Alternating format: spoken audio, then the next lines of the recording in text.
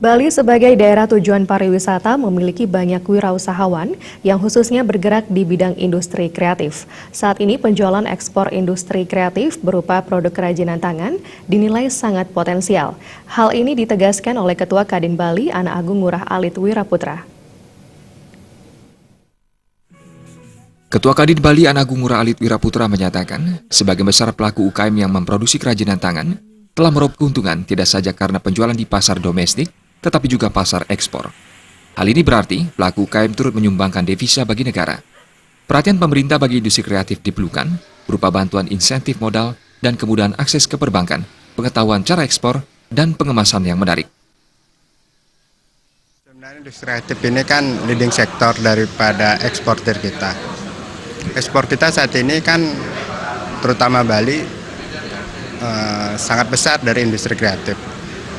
Maka dari itu industri kreatif ini harus diberikan insentif yang lebih baik lagi.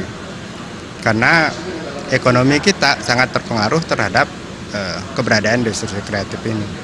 Industri kreatif ini dalam kegiatannya, dalam ekspor mereka itu sangat besar menghasilkan devisa. Dan saya lihat memang ke depannya industri kreatif ini adalah satu kegiatan usaha yang sangat produktif. Di tengah situasi perekonomian melemah, industri kreatif dapat bertahan dan tumbuh.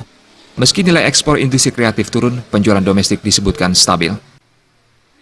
Winata, Bali TV.